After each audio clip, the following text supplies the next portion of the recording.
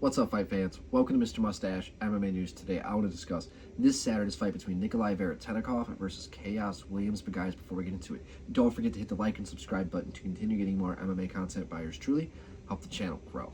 All right, guys, getting right into it. We got a fun Strikers Delight matchup this Saturday. Nikolay Veretennikov versus Khaos Williams.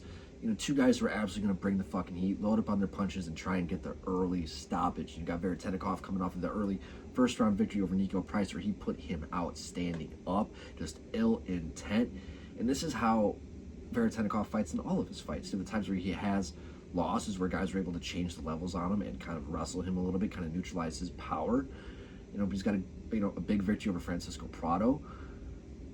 So when guys try to stand and bang with him, he definitely has the edge. You know, he is, a good technical striker, but he has the power to kind of equal that technical ability. Good body kicks, just fucking follow through. He loads up on his shots, right? And then you got Khaos Williams, who is he has like the equalizer power. He touches you, people fucking fold. The win over Miguel Baeza.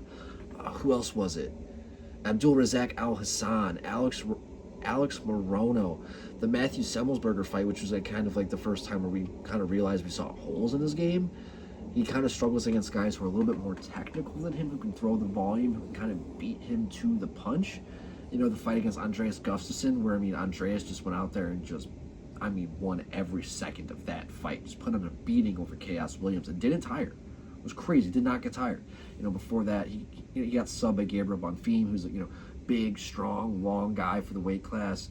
I think he's about 16, 17-1. So, that guy is on his own different trajectory. So, you have Khaos Williams, who is riding a 2-fight losing streak, but this is a winnable fight for him. This is, what I call a 50-50 fight. You have two very powerful strikers who are going to go toe-to-toe with each other. Now, I think Veretennikov is probably going to push the pace a little bit more. I've seen Khaos Williams be a little bit more gun-shy over his career. But, man, if he can land a check hook on Veretennikov is going to go down. But if Veretennikov, goes out there and gets Khaos up against the fence, I still don't know.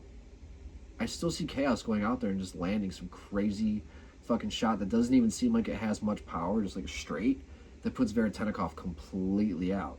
But then again, I can see Veretennikov just a sick fucking roundhouse kick right to the liver, putting Khaos down.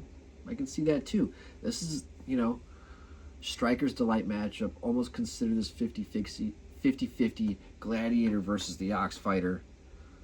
So, just pick your poison, really, on this one. This is, what I consider a non-bettable fight. You don't bet on this fight, unless you want to really, unless you really believe in someone.